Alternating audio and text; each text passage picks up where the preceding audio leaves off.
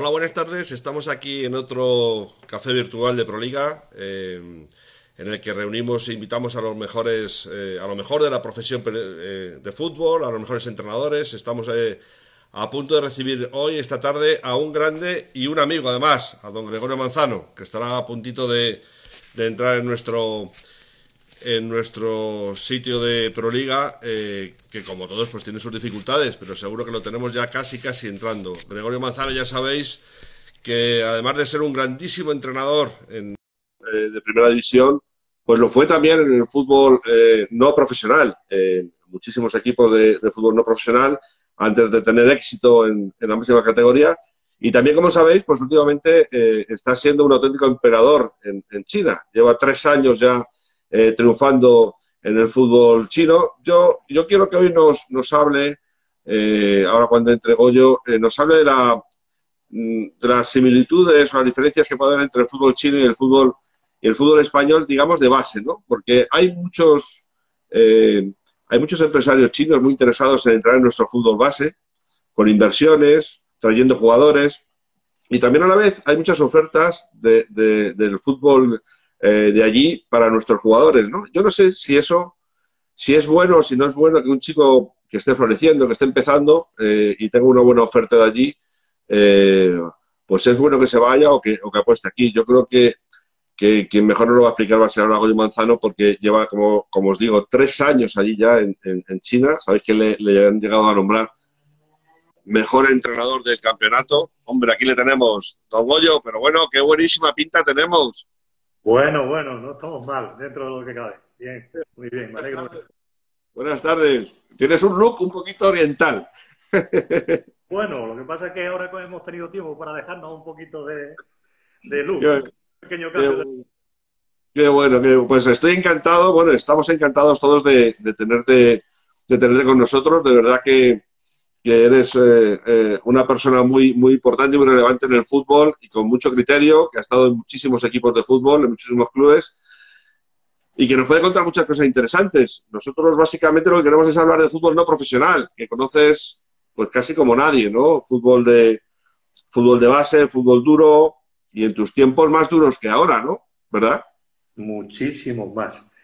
Parece cuando echas la vista atrás y recuerdas un poco, al menos, mis comienzos, cómo fueron en el fútbol, en ese fútbol regional, parece que estás hablando de la prehistoria, ¿no? Parece que estás hablando de otro siglo. Y bueno, cierto es que hace ya un poco más de 30 años, cuando yo comencé en un pequeño pueblo de mi provincia, en Jaén, en un equipo que se llamaba el Santi Esteban, que se llama el Santi Esteban Club de Fútbol, Sí. y que fue el primer equipo en el año 1983. Fíjate lo que ha llovido desde entonces, pero sí es verdad que si ahora fuéramos a ver un partido, o vemos un partido de regional en condiciones normales en cualquier pueblo, en cualquier sitio que vayamos de España, lógicamente hay una diferencia abismal de cómo estábamos entonces en ese fútbol tan pobre, por decirlo, en todos los sentidos, a lo que hoy ha aumentado el fútbol no profesional en muchos pueblos, con campos ya con césped artificial casi todo, con sus gradas. Y claro, cuando echo la vista atrás, como te he dicho antes, y veo y recuerdo aquellos campos de tierra de Imagínate. entonces, que en algunos casos hasta el entrenador, que era yo, teníamos que ir por las mañanas a marcar con el carrillo las líneas del campo y ayudar a pintarlo y hacer cosas que en aquellos momentos pues no había medios en un pueblo muy pequeño como es Santisteban del Puerto, pero que al final había fútbol todos los domingos y había que generar esa ilusión en el pueblo y que nosotros éramos los partícipes de aquello. Cuando la ducha se iba al calentador y había que ducharse con agua fría por las noches, bueno, ¿para qué te voy a contar? Y más en un pueblo donde teníamos futbolistas que lógicamente no se dedicaban al fútbol. Uno era albañil, otro venía del campo, otro estaba trabajando fuera en una fábrica. Y yo recuerdo en aquellos entonces que yo, por ejemplo, me iba al campo a las 5 de la tarde a empezar a entrenar a unos, porque a las 7 se tenían que ir.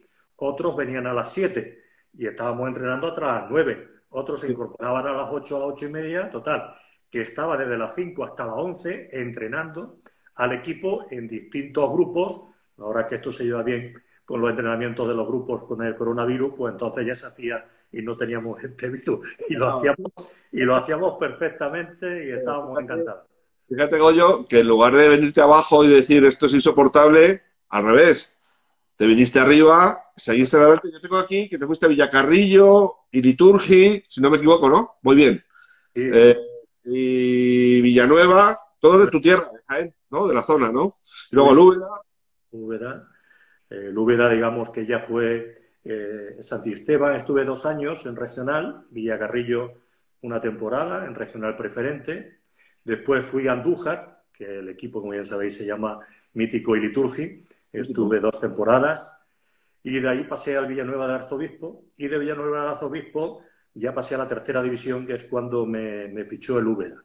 Es mi primera pregunta. ¿Qué hiciste para ir progresando de buena manera? ¿Estudiar, prepararte más, trabajar de alguna manera concreta? ¿Cómo mejoraste? En principio era mi etapa de formación como entrenador, ¿verdad? Yo lo compatibilizaba porque era profesor en el Instituto de San Esteban del Puerto, pero sí es verdad que en ese momento yo tenía el título por entonces de entrenador juvenil y fui a Sevilla a hacer los exámenes del entrenador regional, que por entonces así se llamaba, que ahora se llaman, como bien sabes, de niveles 1, 2, 3. Y así fui formándome un poquito en ese crecimiento como entrenador y gracias a Dios también haciendo buenas temporadas tanto en Santisteban como en Villacarrillo, como en Iliturgi, como en Villanueva del Arzobispo.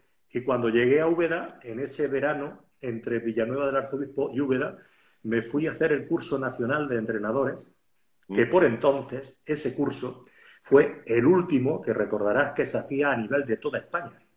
Luego pasaron a ser los entrenadores, los cursos nacionales, a niveles autonómicos, del cual con el paso del tiempo fui yo profesor en Andalucía ya de los cursos que se hacían nacionales, pero en las regiones. Ese curso se hizo en Albacete en el año 1989 y es donde nos juntamos 123 entrenadores de toda España que a su vez habíamos hecho un selectivo, cada uno en sus autonomías, ¿no? Un curso donde, bueno, pues entre otros estaba Cardeñosa, estaba García Remón, estaba Ennaola, en fin, digamos, por mucha gente conocida que había en esos cursos sacándose sus títulos, Rafa Benítez, Juan Malillo, en fin, que recuerdo.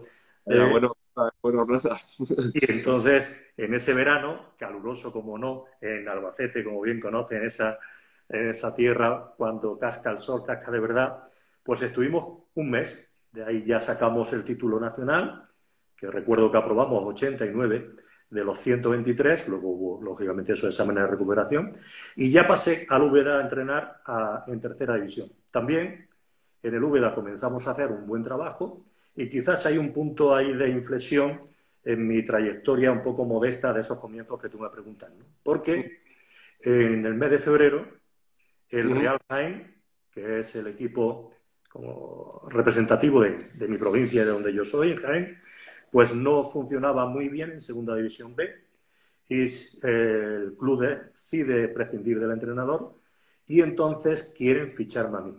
Pero yo estoy en activo en el Úbeda. Sabes que los entrenadores de inferior a superior categoría se pueden traspasar en una misma temporada. En una misma temporada no puedes entrenar a 2 equipos, pero en esa cláusula de ser de tercera a segunda B, pues el Real Jaén habló con el Úbeda, el presidente del Úbeda, Víctor Expósito, se portó muy bien conmigo porque fue el artífice de que yo, mi carrera, por decirla, de entrenador no me la quería cortar, era un paso hacia adelante. Y así es como ingresé en Segunda División B, en este paso que te digo, sin finalizar en el Úbeda, pero comenzando en el Real Jaén. Pues fíjate que ahí, digamos que es el trampolín para una carrera espectacular. Pero yo quiero que nos cuentes lo que te pasó cuando hacías 700 kilómetros para ir a entrenar, que eso es buenísimo. Eso es el ejemplo absoluto del sacrificio y del amor al fútbol. Porque no es creíble. Estamos hablando de hace muchísimos años, cuando las carreteras no eran como son ahora. Seguro que no. Sí, esa fue mi experiencia fuera de la provincia de Jaén, ¿verdad? Esta etapa que te comento de Real Jaén fue seguida en Martos, también 2 años, y llegó esa opción de poder entrenar fuera de mi provincia. y la oferta era del Talavera Club de Fútbol. Y dentro de mi situación de que era profesor, como te he comentado antes, de un instituto, bueno, pues me planteé la situación de la posibilidad de compatibilizar mi trabajo con el entrenamiento en Talavera. De hecho, por entonces las competencias en educación en Andalucía las tenía, pero Castilla-La Mancha no. ¿Qué sucedió? Pues que Andalucía a mí me dio permiso para irme a otra comunidad a impartir clase y yo ya llegué a un acuerdo con el Talavera. ¿Qué sucede? El curso, la pretemporada, lógicamente comienza antes que el curso y cuando llega el momento definitivo de esa petición de aceptar Castilla-La Mancha, que yo fuese profesor en Castilla-La Mancha, me lo niegan. Resulta que yo ya he comenzado mis entrenamientos, ha comenzado la temporada y tengo que, en este caso, decidir qué hago. Y tomé la decisión un poco, bueno, la que tú estás comentando. Pues yo seguía con mis clases en el instituto en Jaén, que era profesor en el instituto en Jaén, y me iba a Talavera a entrenar por las tardes. Eso, así a bote pronto cuando lo decimos, está muy bien, pero cuando empiezas a hacerlo, pues te encuentras que yo daba clases por la mañana y terminaba en el instituto a las 2, 2 y cuarto, etcétera. Pues yo recuerdo que me daban bocadillo, recogía un bocadillo que mi mujer me hacía, con una botella de agua, me montaba en el coche y tirando para Talavera 380 kilómetros. Me comía en los llanos de la Mancha el bocadillo con el agua, llegaba a Talavera en una bolera que había, que creo que existe todavía. Me tomaba un cafelito rápido y a las 6 a entrenar. Terminas de entrenar, a las 8 más o menos, te duchas, si hay que hablar con alguien o hay que compartir, las 9 no hay quien te las quitaba, sino un poco más. Cogía el coche, me iba para Jaén, 380 kilómetros, llegaba de nuevo a Jaén entre 12 y 1 de madrugada, dormía, al día siguiente a las 8 había que dar clase, terminaba mis clases y eso durante 4 días a la semana. Ya cuando el viernes, lógicamente, pues me iba para entrenar, ya dormía en Talavera y el sábado o jugábamos de local o teníamos que viajar. Los viajes no eran aquí te pillo y aquí te mato. Los viajes te pongo, por ejemplo, recuerdo cuando fuimos a Aspontes, yo creía que España se terminaba en el Ferrol, o al menos yo creía haberlo estudiado. Cuando llegamos al Ferrol y me dijeron que todavía había 60 kilómetros más hasta Aspontes, yo digo, no puede ser. Bueno, un poco gráficamente, ya que estamos hablando, tú sitúate jugar un domingo a las 5 de la tarde, entonces siempre teníamos nuestro punto de encuentro, era de Talavera a Benavente, que eran 4 horas.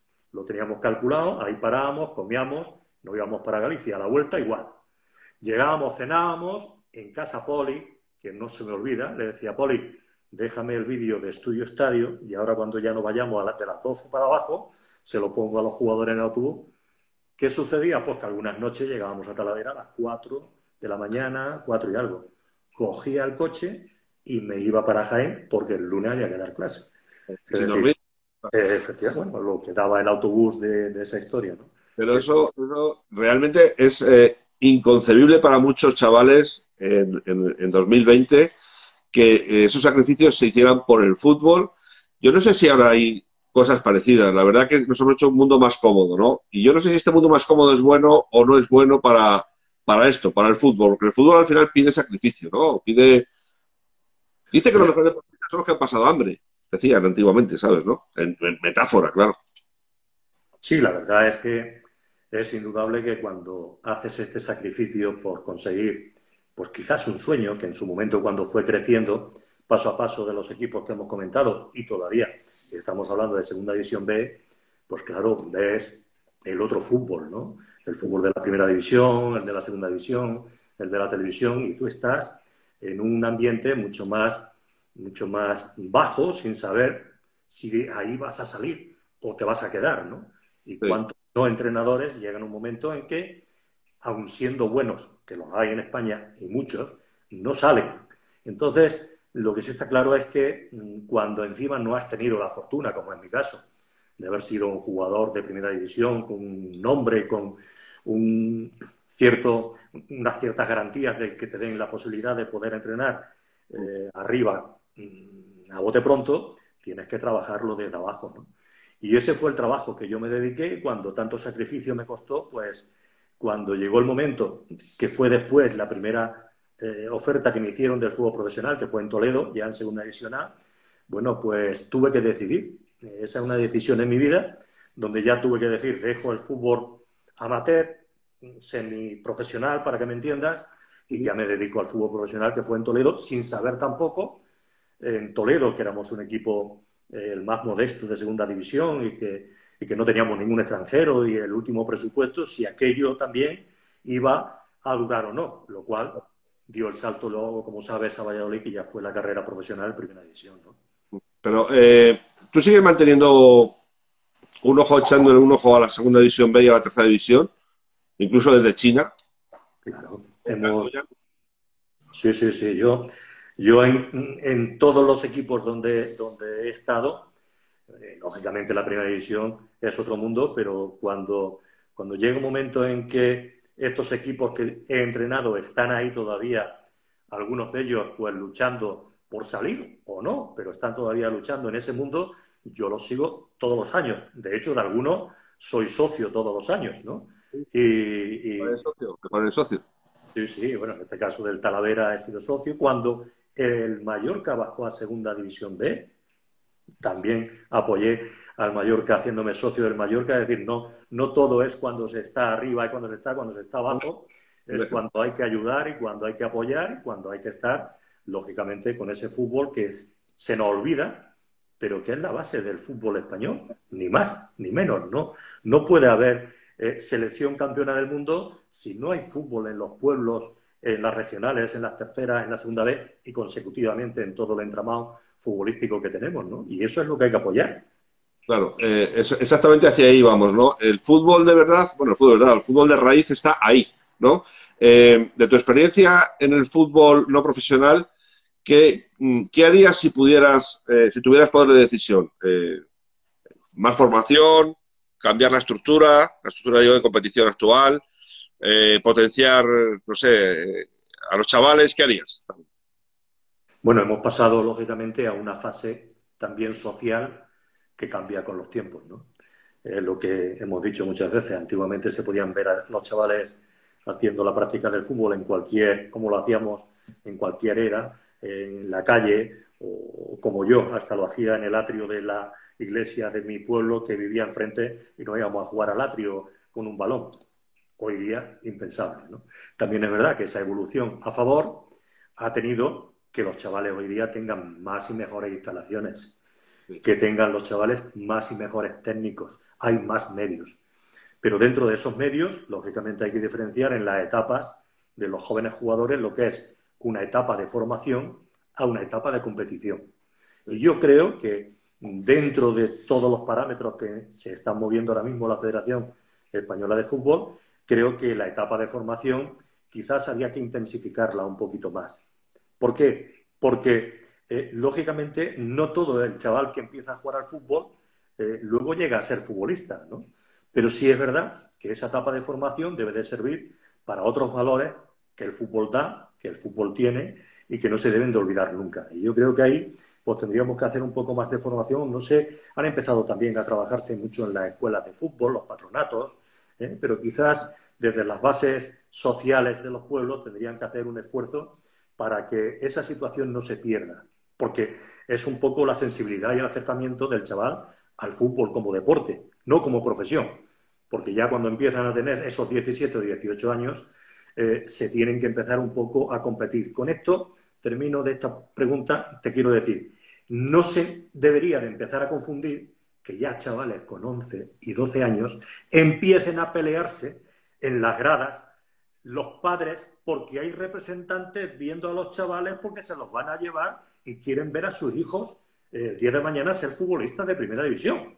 Y surgen los conflictos de que la etapa de formación deja de hacerse como debería de hacerse y empieza ya a meterse la etapa de un supuesto sueño profesional cuando todavía los niños no están preparados para eso. Yo creo que ahí había que tenerlo eso un poco mejor encauzado desde el punto de vista a nivel social, ¿no? En mi Mira, punto de vista. sabes que nosotros en Proliga lo que defendemos es a los clubes, ¿no? Tenemos en torno a 230 clubes de Segunda B y Tercera y alguno de Liga Nacional Juvenil también. Y nosotros lo que hacemos es velar por los derechos de los clubes, ¿no? De los intereses. Los clubes que lo pasan mal, lo pasan fatal en muchos sentidos, porque tampoco son muy profesionales, ¿no? Las estructuras son débiles, claro, la gente se dedica a lo suyo, ¿no? ¿Qué tienes que decir a ese respecto sobre los clubes? Y un poco también sobre la labor de Proliga. Tú cuando estabas, no existía Proliga, cuando estabas en clubes modestos. Supongo que te parecerá interesante, ¿no? Que haya una asociación de este tipo, ¿no? Me parece muy importante, muy interesante y además muy necesario. Hace poco tiempo me invitaron en Jaén, capital, un grupo de personas, en las cuales yo me conocían y me dieron un homenaje por reconocimiento a mi trayectoria. Y bueno, no me importa decir el nombre, se llama el Atlético Jaén. Y recuerdo en esa presentación de esta temporada, cuando vi aparecer, como así aparecieron, 300 chavales en distintas fases, hasta juveniles. Hasta juveniles. Claro, yo le hacía la pregunta después, tomándonos una cerveza, y decía, ¿qué mérito tenéis las personas que estáis encargadas de mover socialmente a 300 chavales todos los fines de semana, hasta juveniles, ¿vale? No había esa situación ya más allá. Era una labor social inimaginable ver a aquellos pequeñajos hasta la edad de tal, y esa es una labor social. Y para eso tiene que haber personas dedicadas a un trabajo que no le es muchas veces ni reconocido ni recompensado, que se dediquen a esta situación. Y en los equipos de fútbol, hoy día, los dirigentes, o tienes que tener un amor por este tipo de fútbol y de trabajo encomiable, o si no, el fútbol se pierde, ¿no? Yo esto lo he visto en el pueblo mío, en el Bailén, en el Recreativo de Bailén, donde el presidente lleva ese trabajo también social, donde cuando voy de vez en cuando a algún acto suyo, por razones que me ligan obviamente de paisanaje, pues veo, como le digo, qué mérito tenéis y cómo vivís, pues de un sponsor, de un poquito de patrocinio del ayuntamiento, es decir, se las ven y claro, tú ves una entrada cuesta 2 euros y las personas que van al fútbol ya con las televisiones son cada día menos. Entonces, con escasos medios, si no hay una voluntad humana y una calidad humana de personas que lleven ese trabajo, yo creo que tenían que apoyar donde tanto y tantísimo dinero se mueve, un poco más a ese fútbol tan modesto como es, sobre todo la tercera división, que es la base de nuestros futbolistas, ¿no? Bueno, sobre todo que el dinero que hay, que llega dinero, llegara bien, ¿no? Bien distribuido, que se invirtiera. Porque, mira, el otro día hablaba con Albelda en el último café el jueves pasado y estábamos de acuerdo. A veces el dinero que hay que llega se va a pagar a los futbolistas de Segunda B, del primer equipo y tal, ¿no? Y se queda un poco descolgado, ¿no? Yo te cuento una anécdota al hilo de esta situación, que no es comparable, pero recuerdo que en ese equipo en Santisteban, cuando yo le entrenaba, pues claro, era una regional, por entonces preferente, donde había que viajar a Almería, a Málaga, a Granada y Jaén, Andalucía Oriental. Bueno, pues comienzan unas personas en el pueblo a llevar hacia adelante el equipo. Recuerdo que los futbolistas, los que venían de fuera, les daban 5.000 pesetas a la semana y los del pueblo, no sé si eran 2.000 o también. Aquello, pues es verdad que había patrocinios y el ayuntamiento ayudaba. Bueno, te resumo. El dinero se terminó en enero. No había dinero. El futbolista, cuando llegó enero, me decía, mister, que no vengo a entrenar 3 días, que vengo 1. Y si me pagan la gasolina. Pero chiquillos, ¿cómo vamos a jugar sin entrenar? Bueno, pues llegó un momento en que ya estábamos con los aficionados haciendo ventas de cestas, de jamones. ¿Qué te iba a contar? Bueno, pues hubo un partido en Almería, con el antiguo Polideportivo Almería, que desapareció de Primera División, acuérdate, y que luego volvió a aparecer en Regional Preferente. Ese Polideportivo de Almería nos tocó jugar y nos puso un partido a las 12 de la mañana. Los futbolistas tuvieron que coger sus coches, tuvimos que coger 6, 7 coches, 2 o 3 taxis, e irnos a jugar a Almería, toda la noche conduciendo para ir a jugar un partido. Eso lo he vivido yo, eso es fútbol de entonces. Y de hecho, ese pueblo, cuando terminamos bien clasificados, tuvo que rehusar a la categoría de regional preferente porque ya no había dinero a aquellos desplazamientos porque no daba ni nadie ayudaba y tuvo que bajar el equipo a una primera regional. Por eso te digo que los temas económicos son muy importantes para seguir subsistiendo en los pueblos de este tipo. Sinceramente, Goyo, es el gran drama, es el del dinero en tercera, en segunda B. Además, es que cada vez hay más exigencia, ¿eh? Y los jugadores no creas que son baratos en segunda B tampoco. Y al final, quien tiene dinero está arriba, ¿no? Es un poco la clave. Yo quería, Goyo, me voy a saltar un poco el guión porque iba a hablar contigo ahora de los playoffs, pero no, voy a irme a China, porque voy a entroncar esto que estás contando con tu experiencia en China, ¿no? Por comparativa, ¿vale? ¿Cómo se hace en China esto? ¿Se hace igual? ¿Se hace parecido? Bueno, ahí como son millones y millones de personas, ¿cómo se cultiva el fútbol base? Si es que se cultiva. Para empezar, aquello es otro mundo. Sí, sí, sí. Para eso... O sea, lo que te diga puede ser que dentro de una hora sea otra cosa distinta. Eso... Esto es una cuestión que, aun estando allí, lo que hablábamos por la mañana, por la noche, era totalmente distinto. Decían, no puede ser que en tan pocas horas haya cambiado esto. Bien. Yo llegué, tuve el cuerpo técnico cuando llegamos en el 2014, que fue el año que fichamos por Beijing One. El fútbol, cuando lo vimos, en la dimensión que lo vimos a nivel profesional, claro, vimos que todavía era un fútbol, bueno, todos los fútboles son válidos, pero un fútbol muy arcaico, ¿no? Donde había normalmente 9 jugadores chinos, el portero siempre es chino, y los 8 chinos que tenían jugaban todos en el borde del área y tenían 2 extranjeros, normalmente rápidos, de color, en muchos equipos, donde el juego era patadón y que aquellos 2 se pelearan con el resto de los otros, ¿no? Es decir, el concepto de fútbol, cuando lo vimos, entendimos que tenían poca evolución. Te estoy hablando a nivel profesional, ¿no? Intentamos, lógicamente, adaptarnos a ellos, que ellos se adaptaran a nosotros, pero claro, cuando empezamos a vivir mucho más en China y empezamos a conocer el fútbol inferior, no debería, ¿no? Un poco de cotaneo, pues claro, veamos que los conceptos eran nulos, los conceptos de juego, ¿no? Sucede que aparece el boom. En un momento, en el 2015, el presidente Xi Jinping entiende que China es una potencia mundial económicamente, pero que a nivel de fútbol, lógicamente no está a esos niveles. ¿Qué hace? Un decreto, bueno, no sé ya cómo será en China, una orden, o aquí vamos a dar fútbol en las escuelas.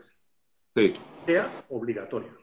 Sí. Y entonces da una orden en la cual se van a crear 20.000 escuelas de fútbol en China y donde van a empezar a contratar a técnicos de gente de todo el mundo. De hecho, españoles los hay y ahora habrá, y yo he conocido algunos, y de otros sitios que van entonces a enseñar a los chavales desde las escuelas a que hagan fútbol. Y a partir de ahí, cuando nosotros seguimos, que esto hemos estado 5 años ahí en China, siempre tocando la élite y no la base, pero sí es verdad que cuando hemos tenido chavales de abajo, el concepto, claro, cuando yo hablaba con ellos, les decía, España, su fútbol es centenario, al igual que muchos países. Claro. Vosotros estáis todavía en la adolescencia del fútbol. Necesitáis muchos años para que esa base de jóvenes chinos que van apareciendo entiendan que el fútbol es un deporte de asociación, donde si yo tengo un balón, yo te lo doy a ti, yo busco un espacio, tú me lo devuelves, los conceptos. Yo llegué a una conclusión que no sé si será válida o no, pero sí es verdad que quizás la propia cultura china, por el modelo chino de ser hijos únicos, los chavales en sus edades tempranas, en la infancia y en su crecimiento, no comparten vida con nadie en su casa. Entonces, lo que es el tema individual, y todos hemos visto China cómo son a niveles individuales, en los deportes olímpicos sobre todo, son unos fenómenos, pero a nivel colectivo, ese deporte de asociación que es el fútbol y de concepto, pues claro, están ahora mismo, no compiten, no están, porque en España nosotros vemos competir un equipo juvenil o un equipo y saben el fútbol, compiten y todo. Y China todavía esa situación ni la tenían, están empezando, y de hecho la pena es que todavía su selección, que es la representación del fútbol chino, cuando compite, pues se queda fuera casi siempre de las competiciones importantes, no solamente mundiales, sino también de Asia, porque todavía esa generación de futbolistas que yo te estoy comentando, que se está formando, no ha llegado todavía a estar arriba. Es muy curioso lo que dices, tu teoría de que hay una especie de individualismo, ¿no? en el chaval, porque no se relaciona, ¿no? Y lo verás en el fútbol y lo verás en muchas más cosas, ¿no? Que no están acostumbrados a asociarse para hacer cosas, ¿no? Y están.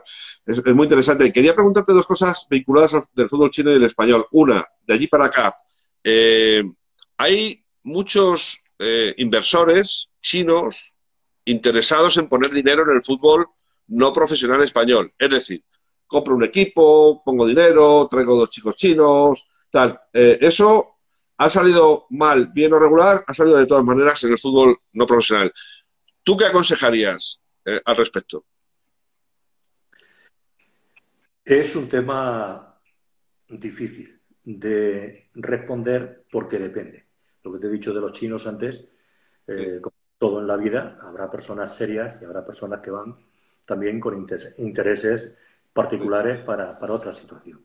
Es verdad que cuando han llegado inversiones a España y también afuera de España, porque hay muchos equipos, lógicamente son de personas y de grupos de empresas con mucho dinero y lo que quieren es proyectar o proyectarse fuera de España esa imagen. Y a su vez, si pueden, el futbolista chino traspasar esas fronteras para hacerlo crecer. Esa es una situación que la puedes entender que de una manera más o menos honrada y lícita, y el capital chino puede ser tan importante como el que viene de otros países de Oriente o de Rusia o etcétera, pero sí es cierto que yo tomaría ciertas precauciones, porque lo mismo que vienen se van y te pueden dejar colgado en cualquier momento. China ha empezado también a tomar cartas en el asunto en este sentido, porque allí en China aparecieron el boom de las empresas a fichar jugadores, que te voy a contar, de los grandísimos jugadores y estrellas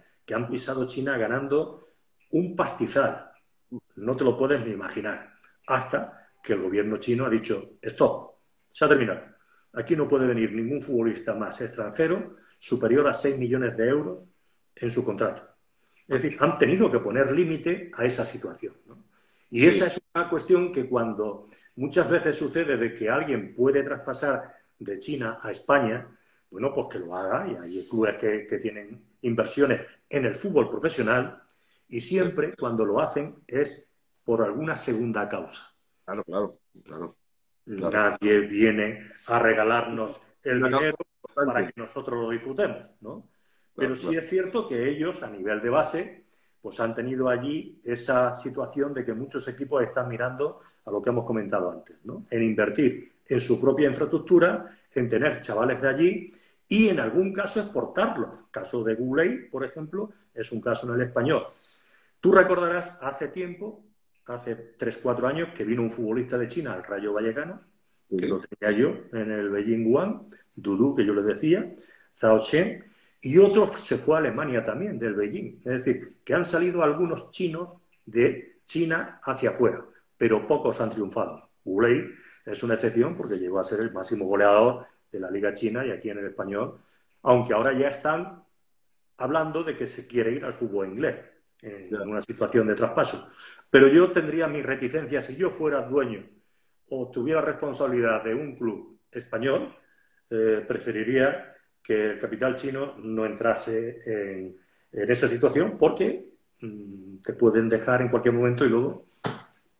Sí, pero son muy volubles porque tampoco les gusta mucho el fútbol, porque en realidad lo que quieren es la segunda, como dices tú, el fondo, lo que hay detrás del contrato, ¿no? Un poco. No, pero es que hay muchísimos clubes ahora, no profesionales, segunda B y tercera, que tienen tanteos y ofertas de empresarios chinos que dicen que te traen un par de jugadores, porque dime si es verdad que jugando, o sea, un par de jugadores, unos jugadores que vengan a España y jueguen una temporada, unos minutos y tal, luego vuelven allí y se revalorizan diciendo que han estado en España, porque eso es lo que muchas veces dicen. Es un camino, es un camino. Es obvio que cuando esa situación se produce, la que tú bien acabas de comentar, este futbolista en concreto que te acabo de comentar, era un futbolista importante en Beijing, jugador internacional, su posición era lateral o interior derecho, un jugador que para China estaba bastante bien, estuvo en el Rayo 6 meses, volvió. Y desde Beijing, el mayor traspaso de China, de un jugador china, fue este. Lo traspasaron de Beijing a Hebei cuando estaba Pellegrini y su traspaso fue 20 millones de euros. El primer futbolista chino, claro, ¿qué sucede? Lo que decimos, ya venía de Europa, ¿me entiendes? Sí, claro. Entonces, claro. Esa cuestión, allí los futbolistas que sirven y que valen, claro, son muy escasos y valen mucho dinero, eso es cierto. Bueno, es muy interesante lo que nos estás contando porque son consejos muy buenos para nuestros clubes, ¿sabes? Nuestros clubes, la gran preocupación siempre es de dónde sacar dinero, dónde busco un inversor, ¿no? Y me parece fantástico que tú nos digas que estemos alerta sobre el tema. Están preguntando, y es la siguiente pregunta, efectivamente, un chaval que aquí en España esté en edad joven y tenga una oferta de China, ¿le aconsejarías ir allí a jugar? Pongamos un chaval de 20 años. A bote pronto, no. A bote pronto, no. Pero también es verdad que te matizo. Cuando me hablas o hacen la pregunta, ¿a dónde iría? ¿Qué ciudad es? ¿Qué equipo es? Es que cuando hablamos de China, te pongo el ejemplo, aparte de la pregunta del jugador, me han llamado a mí compañeros técnicos españoles, algunos de ellos exjugadores míos, que con el paso del tiempo, mister, tengo la oferta de... ¿Tú sabes dónde vas a ir? No, pero me ofrece, ¿tú sabes dónde vas a ir? Llega un poco el dinero, ¿no? Claro, es que si miramos solamente el dinero, pues claro, nos quedamos con esa golosina, ¿no? Pero luego cuando vas a China, China es muy grande. Las ciudades y los sitios, cada uno tiene su peculiaridad. Y claro, cuando llegas allí, recuerdo que en Beijing un día aparecieron 3 chavales a ver el entrenamiento del Beijing, españoles. Mister, somos españoles, tal. Hombre, qué alegría, ¿qué tal? Estamos aquí que venimos como técnicos, formadores de los chavales, que hemos firmado y tal. ¿Y qué tal? ¿Cómo estáis? Bueno, ¿dónde vivís? Sorprendido. Estamos en Beijing, estoy hablando de la capital, ¿eh? Estamos en el sexto anillo de Beijing, hasta el centro, pues puede ser ir de Madrid a Córdoba, por decirte, ¿me entiendes? Lo que es Beijing. Entonces, estamos allí, nos ofrecieron una casa y estamos metidos en una habitación 4. Bueno, me contaban historias. Lo importante, el contrato está bien hecho, lo tenéis todo bien articulado, porque claro, cuando vas allí, si no, claro, encima no tienes todo bien articulado, de la noche a la mañana te pueden decir, oiga, usted, su billete no cobra y se va para allá. Entonces, el ir allí tienes que ir primero en unas buenas condiciones económicas, unas buenas condiciones deportivas, unas buenas condiciones de habitabilidad para que tú puedas estar bien trabajando y sobre todo, lo importante, el idioma. Ya, imagino.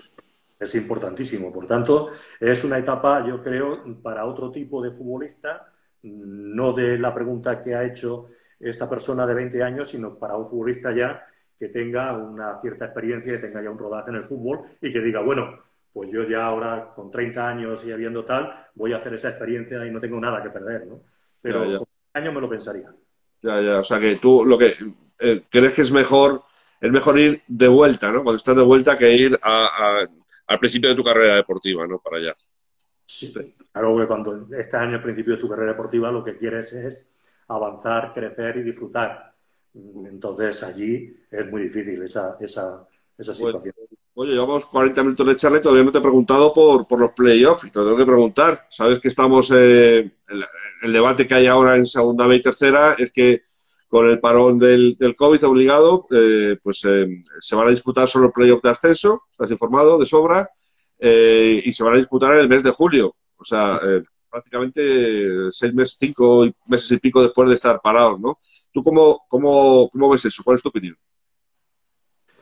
Bien, en principio yo creo que mi opinión es un poco subjetiva, pero dentro del panorama que ha sucedido en España, claro, tenemos sobre la mesa, supongo que habrán tenido sobre la mesa los responsables dos temas muy importantes. Uno, el tema deportivo y otro, el tema sanitario. Y claro, el conjugar esas dos variables en un fútbol no profesional, pues puede tener sus ventajas y sus inconvenientes, ¿no? Creo que si hubiera sucedido, cosa que no ha sido así, porque hoy precisamente es el día del reencuentro con el fútbol profesional, con el derbi sevillano, que si se hubiera suspendido la liga, por los motivos que hubiesen sido, creo que automáticamente se hubieran suspendido todas las ligas de primera hacia abajo y estaríamos hablando pues que el primer clasificado de cualquier clasificación primera, segunda o tercera, o segundo o tercero hubieran tenido sus correspondientes premios según lo estipula la ley de la Real Federación, ¿no? Pero al no hacerse eso, sino coincidir ya que van a comenzar el fútbol, pues yo creo que han hecho lo mismo con el fútbol no profesional. Y estos playoffs que me comentas, digamos que es un mal menor, ¿no? Digo que es un mal menor en el sentido que se va a competir en unas condiciones, en una ciudad maravillosa como es Málaga y Marbella, en donde van a juntarse para competir y sacar esas plazas de ascenso a segunda división, pero en unas condiciones también un poco especiales, porque estos equipos, muchos equipos, todos sabemos que un porcentaje muy importante de sus taquillas son de los playoffs. Si ahora esos playoffs, por algún motivo, dejan de ingresar ese dinero, no sé si habrá alguna compensación por parte de la federación, que la desconozco, creo que sería muy justo que la hiciesen, pero también es verdad que esos equipos que van a disputarla siempre han tenido el sueño desde que han comenzado en dar el salto al fútbol profesional, porque para ellos los 4 que asciendan realmente es muy importante, ¿no? Y mirando al día de hoy las clasificaciones de los 4 grupos de Segunda División B, excepto uno, creo que es el segundo grupo, hay una diferencia muy importante entre, no sé si es el Logroñés y la Leonesa, creo, que hay una diferencia de 12 o 13 puntos.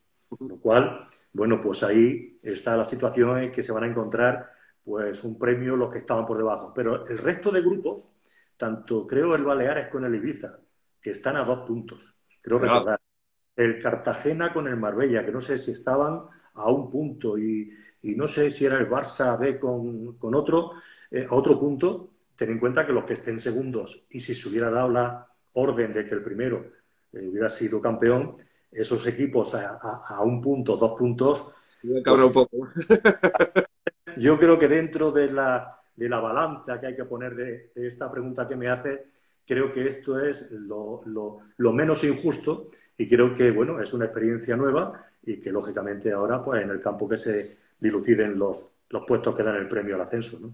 Hombre, hay cosas extrañas. Una, la de jugar 5 meses después. Hombre, para mí lo mejor es jugar, siempre, ¿no? Yo creo que siempre hay que jugar, ¿no? Pero bueno, la situación es rarísima. Es que dejaron de jugar en marzo y van a competir el 18 de julio. Oye, yo no sé cómo van a llegar. No sé si van a saber dónde están, si saben que defienden, porque prácticamente ha pasado el verano. Algunos creerán que está como en una pretemporada, ¿no? Difícil trabajo psicológico del entrenador, ¿no? Sí, pero esa es una regla de juego que es para todos. Es decir, nadie parte con ventaja, todo el mundo parte con esa desventaja de ese tiempo que tú bien comentas que están sin poder competir. Los entrenadores en estas categorías no tienen esa magnitud de medios, ni de ayudantes, ni de infraestructura que tiene el fútbol profesional, pero ahí se ve la riqueza también un poco de esos entrenadores, de esa variedad que un entrenador tiene que estar sujeto también a saber controlar distintas variables, distintas situaciones y ante la adversidad, pues yo creo que cada uno sacará su mejor ingenio y su mejor... Porque esto hablamos de segunda B, pero de tercera división estamos en las mismas. No sé, no, de tercera, imagínate, con menos organización y además no jugando como juegan todos en el mismo sitio y tal, sino en campos neutrales, ¿sabes? Yo, Eh, yo recuerdo una entrevista, haber oído al presidente de un equipo de mi tierra, del Linares, que precisamente en el grupo noveno, no en el jodido. grupo, en el grupo noveno de tercera división, va iba, cuando se suspendió la competición, destacado y a muchos puntos, que ahora, lógicamente, ese trabajo que ha hecho durante ese tiempo de temporada, pues que no le valga. Estamos hablando de tercera división. Y él, recuerdo que decía esto que te he comentado, nosotros nuestra esperanza era los playoffs para coger dinero, un poquito para poder pagar, si no, no podemos, no nos llega para pagarle a los jugadores, ¿no?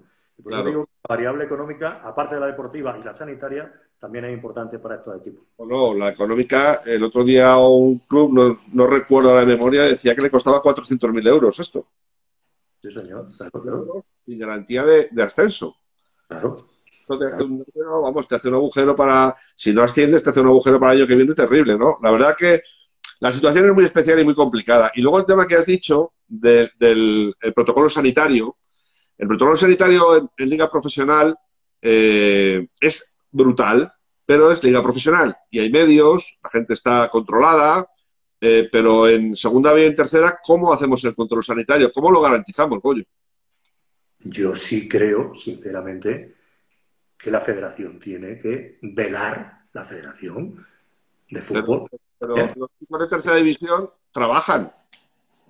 Pues yo pienso que tienen que velar, lógicamente trabajan en lo que tú dices, pero tienen que velar por el control sanitario. Creo recordar, porque ahora mismo estoy hablando de memoria, de oír, de que la federación se eximía de responsabilidad en el supuesto de que los equipos de tercera división, algún jugador tuviese problemas con el virus y que hacía responsable, tenían que firmar un documento los equipos de tercera división, no lo sé porque hace tiempo que oí esta noticia, si todavía está así o la han modificado.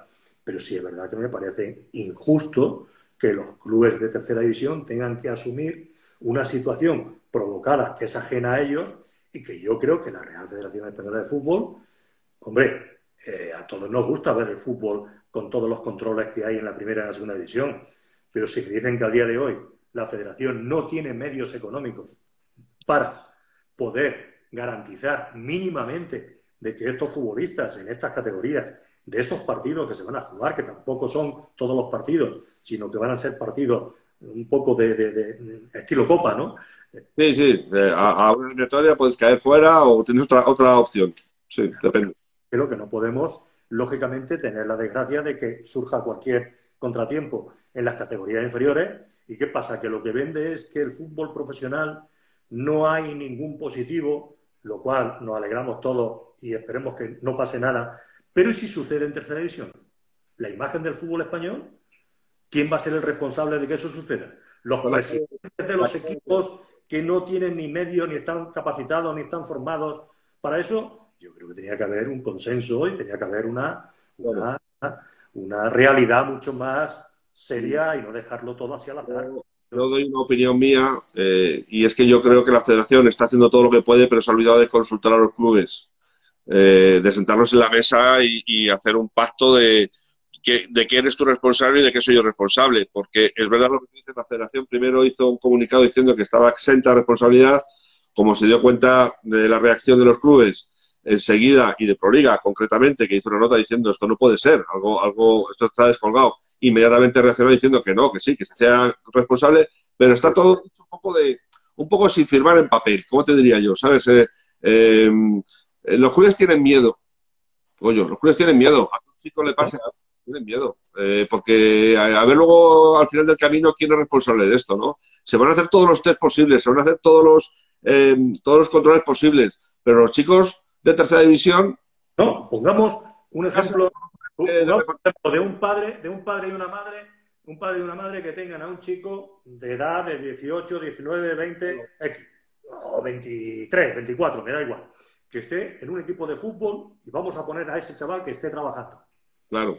Que su afición es jugar al fútbol, que va con su equipo de tercera división y que, lógicamente, Dios quiera y ojalá no ocurra nada y es lo que todo el mundo deseamos. Pero si sucede esa situación, que ahora ese jugador en concreto que tenga esa incidencia no pueda ir a su trabajo, tenga que estar en cuarentena, etcétera, etcétera, etcétera, es decir, sin garantías ninguna. Lo normal, yo soy padre de alguien o de una situación, o cualquiera que tenga familia, yo no voy a jugar.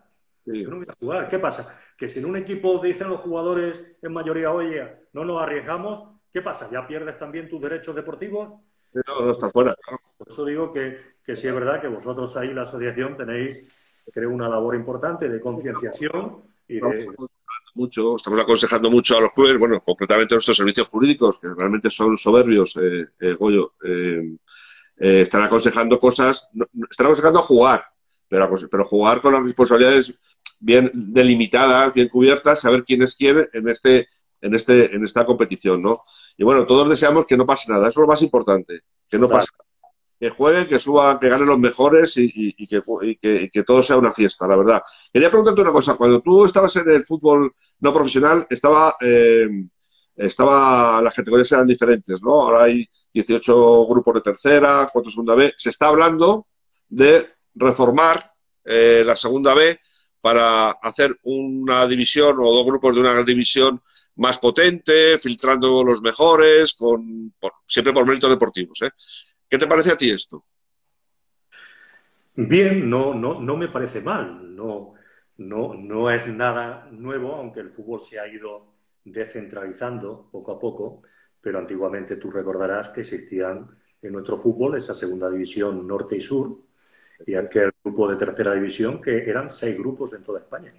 Ese fue un origen y existía ese fútbol y fue poco a poco pues avanzando y evolucionando en todas las facetas hasta llegar un poco a que los gastos y los desplazamientos fueran menos en las distancias deportivas más pequeñas, pero sí es verdad que quizás tendríamos que darle una vuelta a lo que tú bien comentas, ¿no? Porque quizás tendría que hacerse una liga, antes existió, no sé si será mala o buena idea, una idea del fútbol de los filiales.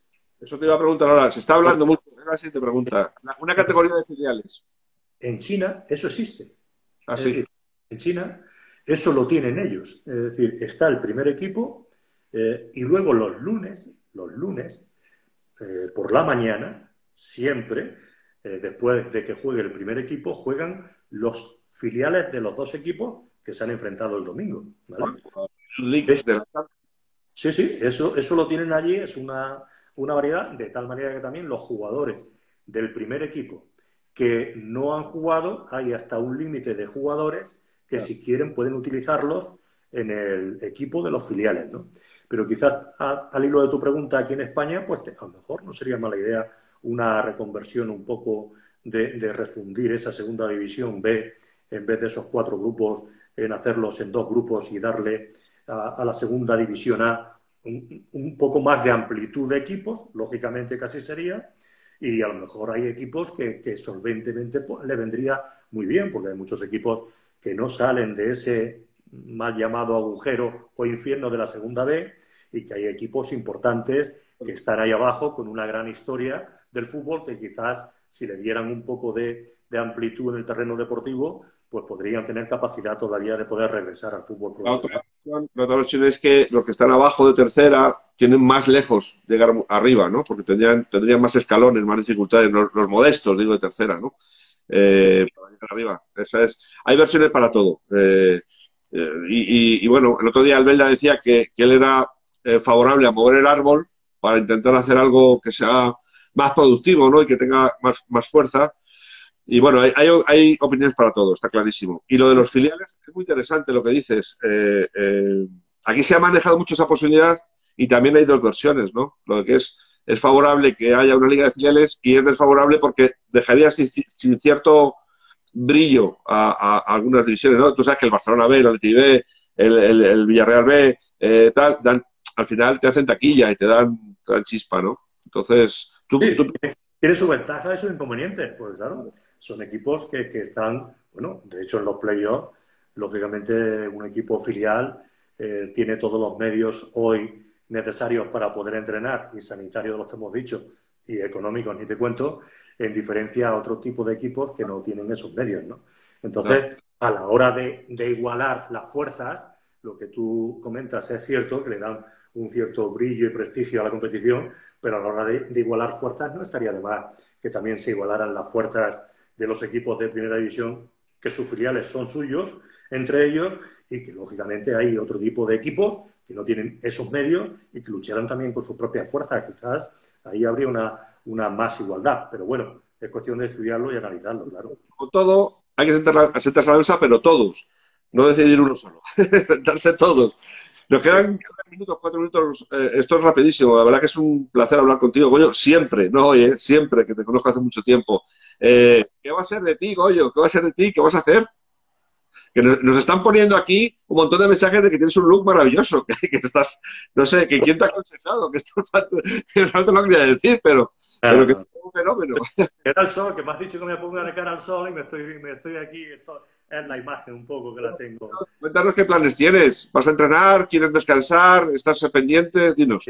Sí, después de regresar esa etapa tan bonita, porque la verdad ha sido bonita, difícil, pero bonita en China, con todo lo que hemos vivido en esas 3 ciudades, tanto Beijing, Shanghai y Guiyang, pues en el regreso que hemos tenido en España, pues ha habido posibilidades de volver a trabajar, fuera también, pero también en España, ¿no? Ha habido reuniones con equipos en España, he mantenido conversaciones en su momento cuando se producen situaciones, como sabe, un poco adversas en ciertos equipos y la cosa pues no ha cuajado como podría haber cuajado. No sé si la palabra es correcta. Por tanto, cuando salga cualquier proyecto, cualquier club interesado en y nos pongamos de acuerdo en todos los aspectos, hace 2 días también me llamaron precisamente de China un poco y sacamos la situación de cómo están en China, que sabes que todavía no han comenzado ellos el campeonato, que en China el campeonato lo van a dividir en 4 grupos de 4 equipos, que se van a llevar la liga a 2 sedes en China, 2 sedes, y van a estar jugando entre ellos con esta situación del virus, es decir, que en todos los sitios se están dándole vueltas y China no deja de estar tampoco ajena a esto. Y por lo demás, pues, cuando surja el momento, pues de nuevo preparados para seguir en el trabajo. Una pregunta última, directa y rápida, que no tenemos más que un minuto. ¿Estás más cerca de volver a entrenar en España o te vas a China? ¿O lejos? Me gustaría, desearía regresar al fútbol español, que es mi nueva ilusión de nuevo. Bueno, pues a ver, vamos a que se cumpla tu sueño porque realmente te queremos ver aquí en un equipo de profesional y dando lecciones y bueno, cada día más sabio, ¿no? Oye, porque Claro, por todo lo después que de, más sabio. después de 30 y tantos años trabajando, pues se tiene un poco más de sabiduría, eso es cierto. Te agradecemos muchísimo, Goyo, que sabes que Proliga es tu casa, aquí estamos para lo que quieras, defendiendo a los clubes de modestos. Sé que eres un hombre del fútbol base, enamorado del fútbol no profesional y que ha sido un placer hablar contigo. Nos has dado unos consejos fantásticos, muy buenos, muy interesantes, de verdad, sobre el fútbol no profesional y que tengas mucha suerte y mucha salud, sobre todo. Mucha suerte a vosotros y ahora suerte en lo que viene, en vuestra competición que acabamos de hablar y que la verdad mucha salud para todos y ha sido un placer hablar contigo personalmente y con toda la gente que nos está viendo. Te quiero mucho. Muchísimas gracias, Un Gracias. abrazo. Adiós. Adiós.